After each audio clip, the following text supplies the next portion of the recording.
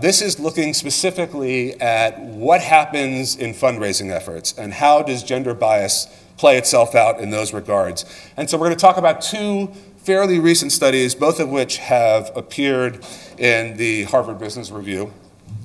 And this first was looking at different meetings at a TechCrunch, a recent TechCrunch, which is a big tech conference where a lot of networking and fundraising happens.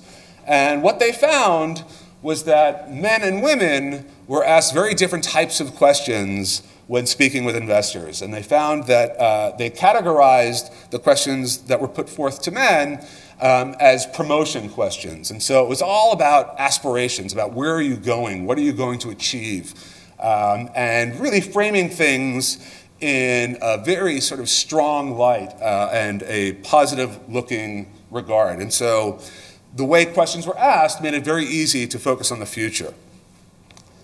Women, on the other hand, tended to be asked questions that they were putting into the category of a prevention mindset, very much looking at the present, more focused on security than on growth. And so the problem is that before anyone even had a chance to speak, the conversations were already framed to be heavily biased towards success for men and a lack of success for women, because investors aren't interested in safe, investors want growth.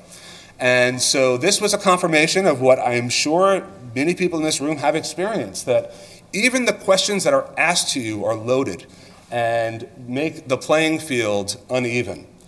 And that's a really important thing for us to know and to keep in mind, because from a behavioral economics perspective, our first step is understand the biases, and then our second step is using our understanding of the biases to make things better.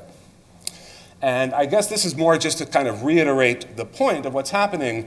A second study occurred about gender bias in VC fundraising. This one happened in Sweden.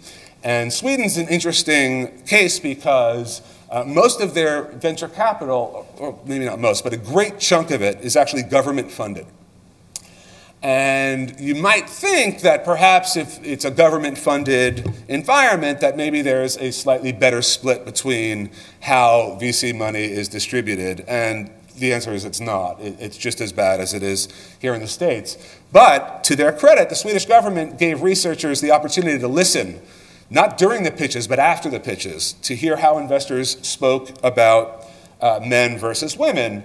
And again, I'm sure this is not surprising to you.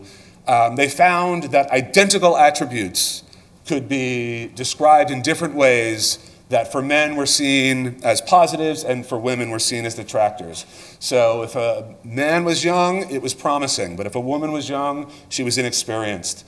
If a man demonstrated caution, he was sensible. If a woman demonstrated caution, she was risk-averse. And we found that when it came to things like credibility, experience, and knowledge, again, the same kinds of attributes and data points were leading to very different perceptions and conclusions. And once again, from a behavioral economics point of view, what matters for us is that we understand what's happening, we can anticipate what's going to happen, and so we can go into it with a plan for how we're going to make sure that we don't fall victim to this.